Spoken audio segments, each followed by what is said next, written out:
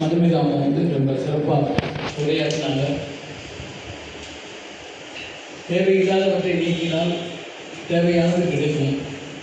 அது எல்லா வாழ்க்கையிலையும் அப்படிதான். அவங்க ஓவியத்துக்கு மட்டும் சொன்னாங்க, வாழ்க்கையிலையுமே அப்படிதான். தேவையில்லாமல் நீக்கிட்டீங்க அப்படின்னாலே நீங்கள் வாழ்க்கையிலையும் ஜெயிக்கலாம். ஸோ ஒரு அருமையான தத்துவத்தை தான் அவங்க சொல்லியிருக்காங்க. அடுத்ததான் நம்ம இப்போ சான்றிதழ் வழங்க முன்னாடி முன்னாடி பார்த்துருக்கேன். இந்த நூலகம் நமக்கு ஒரு மிகப்பெரிய களத்தை அமைத்து கொடுத்திருக்கிறது. இது ஒரு களம்னே சொல்லலாம். ஏன்னா மாணவருடைய திறமையை வெளிப்படுத்தக்கூடிய ஒரு இடம் இந்த களம். இங்கே ஓவியம் மட்டுமில்லை, பேச்சு போட்டி மட்டுமில்லை, மாறுபாட படிக்கணும்னால நிறைய பேர் இந்த போட்டி தேர்வுக்காக படிச்சுக்கிட்டு இருக்காங்க. அதையெல்லாம் தாண்டி இந்த இடத்தை நமக்கு வழங்கி நம்முடைய திறமையை வெளிக்கொண்டு வர காரணமாக இருந்த நம்முடைய முத்துலட்சுமி அம்மா அவர்களுக்கு இந்த நேரத்தில் நல்ல கைவிடுறது.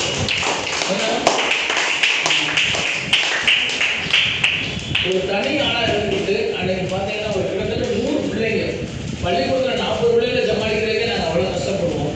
நம்ம 100 பிள்ளைங்களுக்கு ஒவ்வொருத்தவங்களுக்கும் பேர் எழுதி 3 லிஸ்ட் எழுதி தனித்தனியாக அவங்க போனால் பார்த்தீங்கன்னா அன்னைக்கு உட்காந்து ரொம்ப கஷ்டப்பட்டு அந்த காம்படிஷன் நடத்துனாங்க. ஏன்னா அன்னைக்கு சூழ்நிலை என்னன்னா 12 மணிக்கு வாங்கி வளர்ந்துட்டாங்க. நானும் வந்துட்டேன், ஒரு மணிக்கு வந்துட்டேன். இருந்தாலும் அவ்வளோதான் நடத்துறது ஒரு பெரிய விஷயம். இவங்க என்ன பண்ணாங்க அப்படின்னா அன்னைக்கு பூராமே வரைஞ்சி வாங்கி வச்சுட்டு அதை செலக்ஷன் பண்ணுறதுக்கு 2 நாள் ஆயிடுச்சு. கிட்டத்தட்ட ஒரு 80 பிள்ளைங்க அன்னைக்கு வரைஞ்சிருக்கீங்க. அப்போ இதை ஒரு மிகப்பெரிய அந்த 80 பிள்ளைகளுக்குள்ள இருக்கக்கூடிய ஆட்களை வெளிக்கொண்டு வரக்கூடிய இடம்.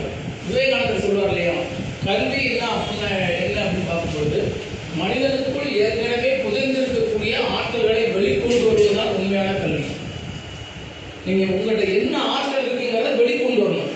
படிக்கிறதுல மட்டுமே நீங்கள் ஏட்டு சுரக்காய் கறிக்கு உதவாது அப்படிம்பாங்க இல்லையா, படிப்பது மட்டுமே வாழ்க்கை இல்லை. நீங்கள் நிறைய தெரிஞ்சுக்கணும் வாழ்க்கையில். உங்களுக்குன்னு தனியாக ஒரு கலை நீங்கள் தெரிஞ்சு வச்சுக்கணும். ஒரு அதாவது இன்னொன்று சொல்லுவாங்க என்னன்னா, நல்ல ஒரு வார்த்தை வரணும். சரி, ஏதோ அதாவது ஒரு தொழில், கைத்தொழில் ஒன்றை கற்றுக்கொள், கவலை உனக்கில்லை ஒத்துக்கொள், எத்தொழில் எதுவும் தெரியாமல் இருந்துதல் உனக்கே சரியாமோ அப்படிங்கிற அந்த வார்த்தையை தான் எல்லாரும் தேடிக்கிட்டு. கைத்தொழில் ஒன்றை கற்றுக்கொள். நீ படிக்கிறது மட்டும் உனக்கு வாழ்க்கையில் உதவும் அப்படின்னு நினைக்காத, கைத்தொழில் ஒன்றையும் கையில் வச்சுக்கணும். அது இந்த ஓவியக்கலை அப்படிங்கும்போது நம்ம வரும்பொழுது ஒரு காலத்தில் இந்த ஓவியக்கலை இல்லைன்னா தேர்தலே அன்னைக்கு கிடையாது. இன்னைக்கு பூரா ஃப்ளெக்ஸ் போர்டு அதையும் வச்சுக்கிட்டு இருக்காங்க. ஒரு காலத்தில் அந்த ஓவியக்கலைக்கு அவ்வளோ மதிப்பு இருந்தது.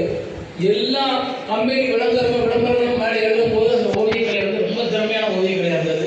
இப்போ இந்த ஓவியக்கலைக்குள்ள என்ன இருக்கு அப்படின்னா, உங்களை ஒருமுகப்படுத்தக்கூடிய ஒரு ஆற்றல் அந்த ஓவியக்கலையில் இருக்கு. ஏன்னா நீங்கள் ஓவியம் வரையும்போது வேற எங்கேயும் பார்க்க மாட்டீங்க, மற்றது பேசும்போது தான் நீங்கள் வேற எங்கேயா பார்ப்பீங்க. ஓவியம் வரையும்போது பார்த்தீங்கன்னா உங்களுடைய மொத்த ஆற்றலும் அந்த படத்தில் வரையணுங்கிற எண்ணத்தில் தான் இருக்கும். பேச்சு போட்டி மற்ற போட்டியில் கூட நீங்கள் மற்ற கவன சிதறல்கள் ஏற்படும். அந்த ஓவிய போட்டியில் மட்டும் கவன சிதறல்கள் வராது. அவ்வளவு அருமையான ஒரு ஒருமுகப்படுத்தும் தன்மையை தரக்கூடிய இந்த ஓவிய போட்டி. அடுத்து பேச்சு போட்டி. ஐயா அன்னைக்கு எல்லாமே சொன்னாங்க, அம்மாவும் சொன்னாங்க, பேச்சு போட்டிக்கு நீங்கள் தயார்படுத்திட்டு வரணும். எந்த பயிற்சியாக இருந்தாலுமே எந்த ஒரு போட்டியாக இருந்தாலுமே நம்ம தயார்படுத்தாமல் அந்த போட்டிக்குள்ளே போகவே கூடாது.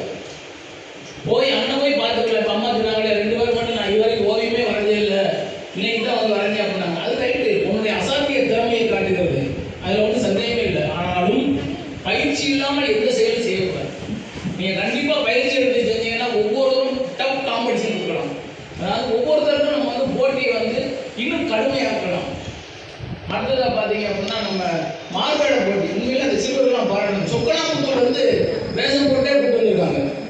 நல்ல வேலை பஸ்லாம் பார்த்துட்டு யாரும் சொல்லலை. சொக்கனாமுத்தூர்லேருந்து வேஷம் போட்டே இங்கே கூட்டு வந்திருக்காங்க. அந்த பிள்ளைகளை பாவம், அவங்களுக்கும் சர்டிஃபிகேட் வாங்கிட்டு போயிட்டாங்க.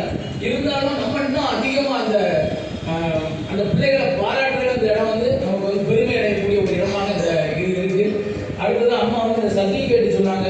சர்டிஃபிகேட்டு கிட்டத்தட்ட நான் இன்னமும் ஒரு 500 சர்டிஃபிகேட் நான் அடுத்து ரெடியாக இருக்கும். என்ன காரணம் அப்படின்னா உங்களை என்கரேஜ் பண்ணணும், அவ்வளோதான். உங்களை பூராமே நாங்கள் உற்சாகப்படுத்த நீங்கள் இன்னும் நிறைய பேர் வருவீங்க. முதல்ல போட்டிக்கெல்லாம் பார்த்தீங்கன்னா 10 பேர் 20 பேர் இருந்தாங்க. இப்போ 100 பேர் வந்துருக்கீங்க. அடுத்து 1000 பேர் வரணும். இந்த நூலகத்துக்கு எத்தனை பேர் வரணும்? 1000 பேர் வரணும். வர்றது எதுக்கு அப்படின்னா போட்டிக்காக மட்டும் இல்லை, இந்த நூலகத்தை நீங்கள் பயன்படுத்தணும். நான் போன வாரம் கூட எங்கள் பையனுக்கு ஒரு இதை சொல்லியிருந்தேன். எல்லாருமே ராமாயணம் படிச்சிருப்பாங்க.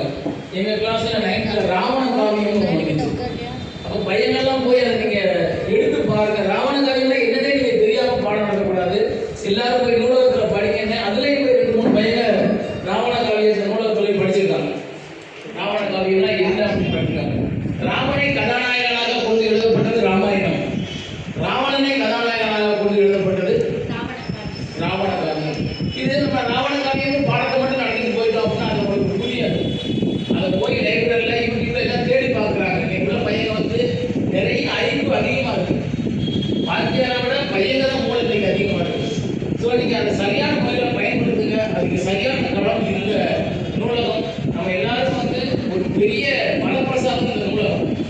எல்லாரும் வந்து இந்த நூலகத்தில் இருக்கக்கூடிய புக்கெல்லாம் படிக்கணும்.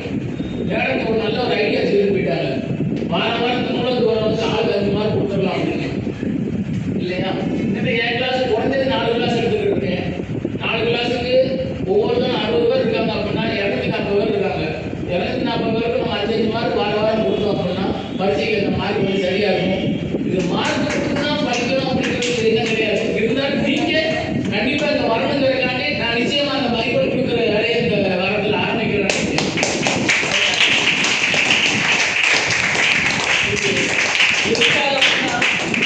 என் கிளாஸ் பையனுக்கு தெரியும். எல்லாரும் பார்த்தா பின்னாடி சுத்திட்டு வருவான். சார் பெரும்பாலும் மற்ற வாத்தியார்கள் அப்படி போக மாட்டாங்க. என்ன காரணம் அப்படின்னா அப்புறம் நம்ம தேவைப்படுற நேரத்தில் சந்தோஷமா வச்சுக்குவோம், தேவையில்லாத நேரத்தில் அவனை இப்படிலாம் செய்யாது அப்படிங்கிற வார்த்தைகளை நம்ம சொல்லி அவனை வந்து நான் சரியான முறையில் வளர்த்துக்கிட்டு இருக்கேன்னு நான் நினைக்கிறேன். ஸோ அதுல ஒரு நிகழ்வாக அடுத்தது பரீட்சைக்கு போறாமே கிட்டத்தட்ட ஒரு 5 மார்க் நூலுக்கு வரவங்களுக்கு நானும் கொடுக்குறேன். கண்டிப்பாக கொடுக்குறேன். மாணவர்கள் நிறைய வரணும், மதிப்பெண்கள் நூலகத்தையும் பயன்படுத்தணும். வாய்ப்பளித்தமைக்கு நன்றி கூறி மதுமிதா அம்மா அவர்களையும்